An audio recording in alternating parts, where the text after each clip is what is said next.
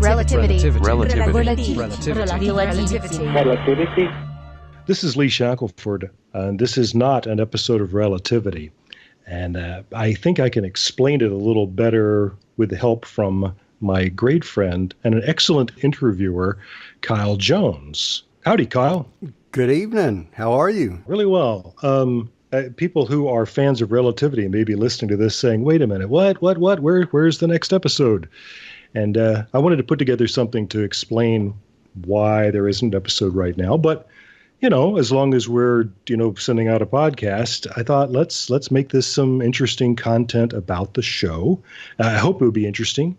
And since you're my favorite interviewer, I thought I would see if you'd be willing to just interview me. Look, I'm never going to turn down an opportunity to put you on the hot seat and start asking questions. Outstanding. That's what I was hoping for. So I do have a few questions. So if it's good for you, I say let's get right to it. Let's dive in.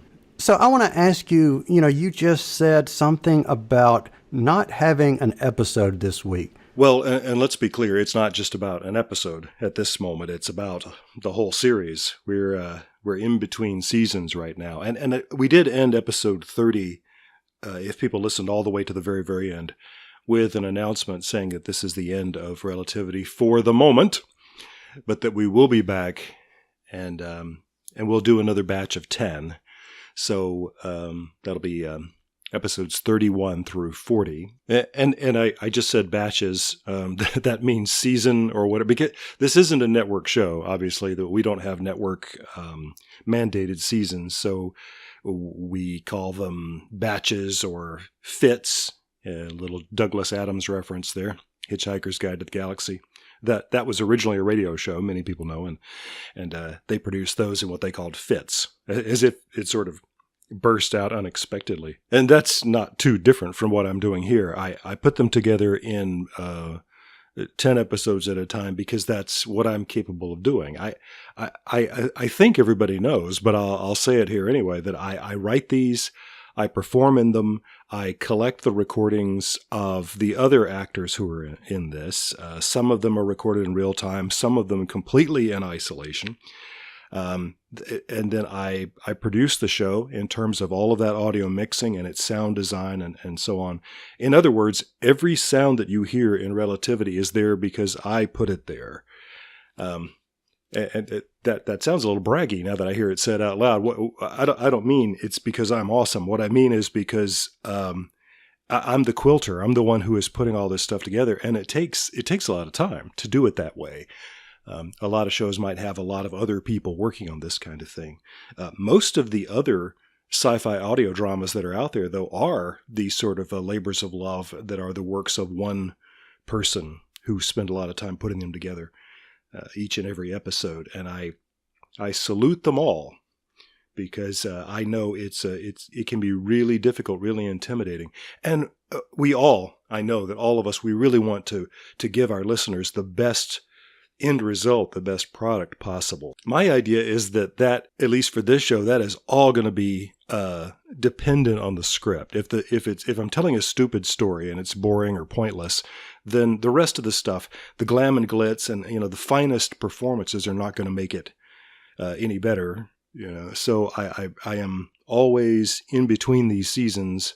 I am always working very hard on trying to make the scripts the best they can possibly be. You know what, Kyle? I'm gonna do something we haven't done so far. I'm going to sound my new Relativity spoiler warning. Okay. Interesting. Spoilers. Spoilers.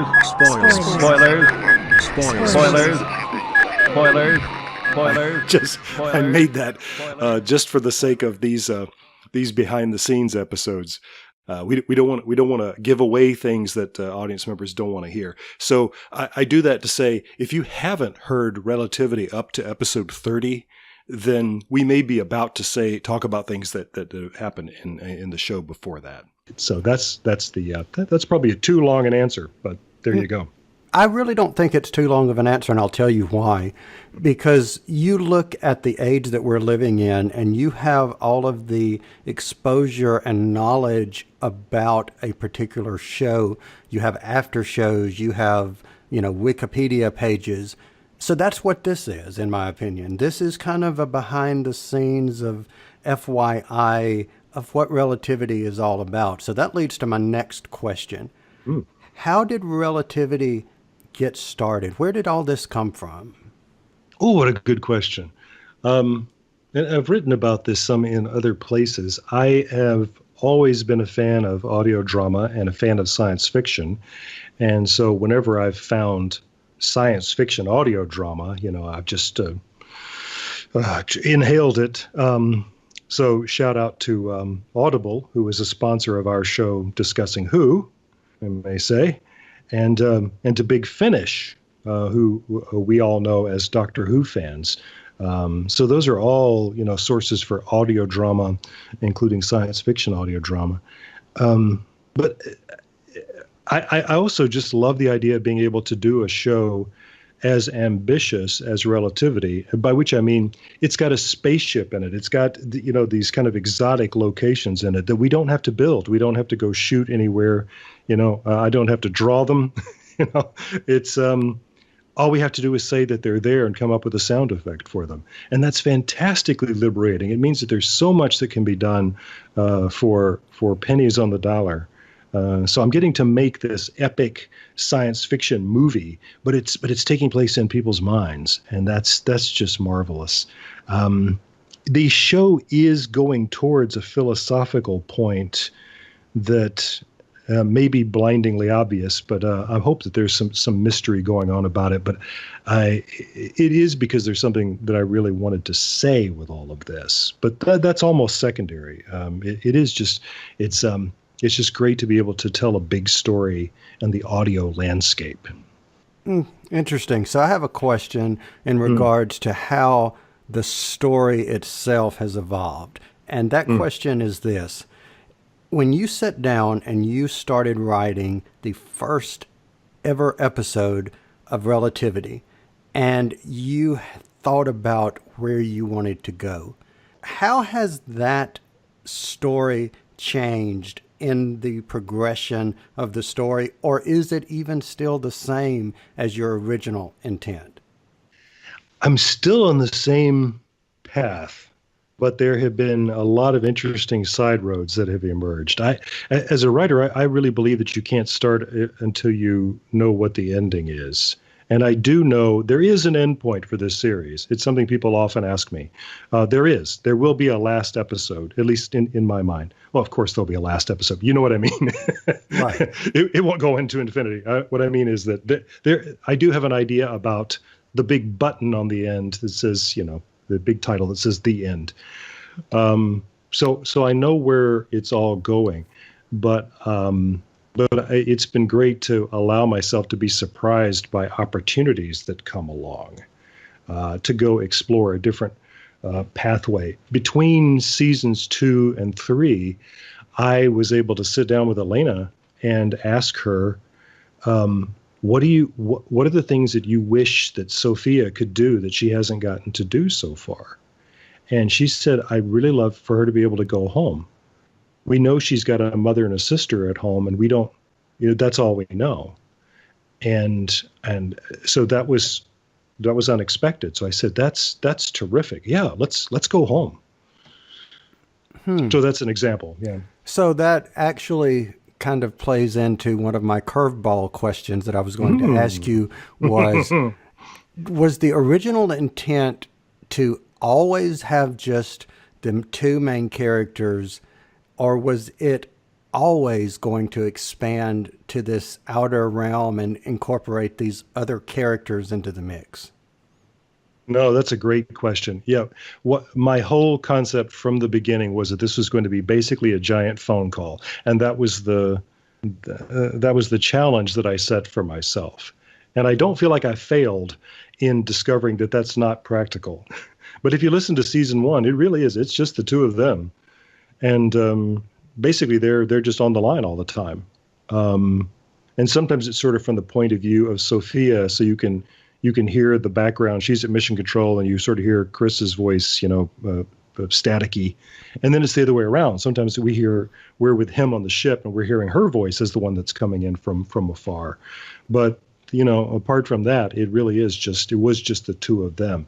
But I did realize that's so complicated, and really is kind of a blind alley. It does run the risk of becoming really repetitive and boring.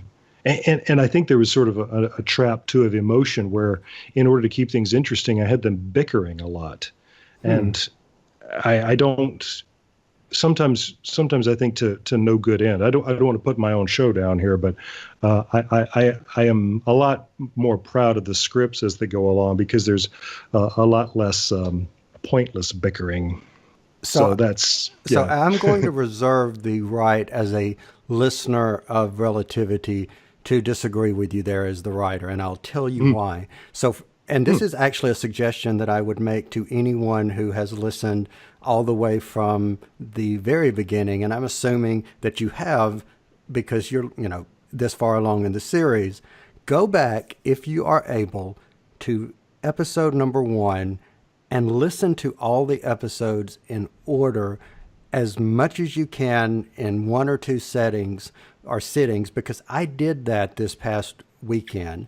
And doing that is why I disagree with you, because I felt the story start to expand as you brought in minor voices in series 2. And now that we've gotten to series 3, it just feels organic to me coming from a listener, hearing that expansion of the story. Oh, good. Yeah. Well, certainly that's my hope. That's my intention. So, yeah, that's great to know, because I don't think it's been a long time since I've tried to listen to many of them, in one sitting like that. But I do think and hope that it works that way. I mean, I love the idea of people binging the show. I have a friend who's started an exercise regimen. He's been biking, and he said that he got on the bike and was listening to Relativity from the beginning. And he said, sometimes I started biking really fast. Yeah. The computer voice, I would ask about, how do you find a personality for them? I'm just happy to take what I can get. There's so many wonderful synthesizers out there on the web now that you can just plug text into, and then what you'll get in response is a voice. And because it is supposed to be a computer voice, there's a great latitude for it sounding like a computer. But yeah, one of the delights to me of season 3 has been introducing Nadezhda, the ship's Russian computer that can also speak English. And again, shout out to my friend Maureen Hannon for providing me with all of this Russian insight. She's an expert in the language, and because the Russians have, let's face it, kicked our American tails in space for decades, it seemed logical to me that if we're going to build these giant ships in our near future, that it's going to be the Russians who do it. So that the Russian space program is actually kind of in shambles right now, but I still just love the idea that these ships are going to be built, and they're not going to be called the Enterprise or the Farragut or anything like that, but they're going to be called things like Konieczny.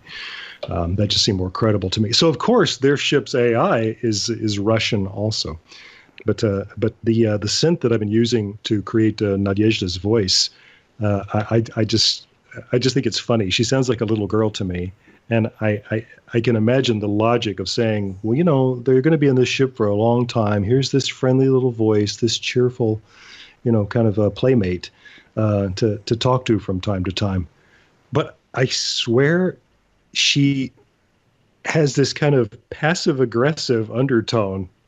And it's a complete accident, but I'm loving it because it puts her into conflict with Dr. Mason. If you just put the text in, every time I put in the word doctor, she hesitates before she says the word doctor. And I almost cut it out the first time, but I realized I love it. It almost sounds like she's condescending. It is condescending. It is, and I just love that. I don't believe you can do that, doctor. Yes, it's a complete accident, but I love it. Yeah, no offense to Sophia and to Marcus and to Chris, but Nadia is quickly becoming my favorite character. So, Well, there's a lot more of Nadia coming in the near future, so you'll be pleased. well, that Yeah. leads into my next question. So if you wanted to give a hint for those people who are having to listen to me ask you questions, so if you wanted to whet their appetite, so to speak, of what might be coming next. We're going to get closer and closer to the truth about what actually happened on this ship. Episode 1 began with basically a bomb going off. And ever since then, we've been trying to unpack the mystery of what exactly that was and how it happened. And I'll just say in these last few episodes, we're going to get closer and closer to the truth. So a lot more information about that is coming. Interesting. So so I want to give you one final question, and wrapping it, I am going to end at the beginning. And what I mean by that is you talked about at the beginning of this conversation how relativity got its start. So my question is going to be about not necessarily how it's going to end, but is there a message, a big overlying message that you're trying to put forward with this story? There is. I guess there are a lot of things, and I don't want to. I don't want to get too ham-fisted about it, but there's a reason why the first ethereal voice that Sophia heard was her father saying, "You must remain connected." They're not crazy. These two, they really are hearing voices that are saying, "You must remain connected," and I don't know. Maybe we should leave it at that. I leave that for people to figure out what they think that means, because in the end, that's really all that matters, what you as a listener think that means. But that is, in the long run, what the show is about. And if you think about it, the title of the show is related. Interesting. So your answer, and I think I'll end on this, your answer, just without even meaning to do so, just gave context to something that I've never asked you, nor have I ever understood about relativity until this point, which is the original tagline to the Relativity podcast said, a podcast serial for your ears and mind, if I'm quoting it correctly. Yep. And I never understood that until right now. And what that meant to me, based on what you just said, was I'm listening to it, but this experience that you're creating is making me think, because I'm not able to use my eyes. I'm listening to it. I'm listening to the sound. I'm using my mind to craft the story. Whether that's what you meant or whether that's how I interpreted it, I think that's really cool. Oh, that's absolutely what's intended by it, and it's what all audio drama is about. Is that everybody who listens to it is going to picture things differently, and everybody's right. Everybody's right, and I always think that's something wonderful. Which of course makes it exactly like reading a book, but it has some the opportunity to create and suggest things in a way so that, like, you hear a sound at the same time you're hearing a voice. So your brain is actually processing two levels of suggestion at the same time. So it's very, very stimulating. It can be very exciting to listen to audio drama. So Agreed. Well, I think you are providing your listeners a gift. And you've given me a gift of coming on tonight and being able to ask some questions that I have been thinking about, but have just never asked. So I appreciate that. And for anyone listening, please, go back to the beginning, experience this great story from its very start, and feel it evolve like I did. And you will not regret it. Thank you, sir. We should place this in some context. If people want to know how you and I know each other and why I said you're my favorite interviewer, where do they hear you interview people? Oh, it could be on the podcast that you and I and Clarence, get you two mixed up, that you and Clarence and I co-host together, called Discussing Who, which can be found at discussingwho.com. All about Doctor Who, of course. Oh, absolutely. This has been fun, Kyle. Thanks for coming up with questions to ask, because I'm always much better at answering questions than I am talking off the top of my head. So, Well, just beam me aboard the ship anytime you need me. I'll be more than happy to. This has been fun. Find out much more about the series, including ways you can subscribe, hear past episodes, like us on social media, and how you can get exclusive content, all on our website at relativitypodcast.com. Relativity.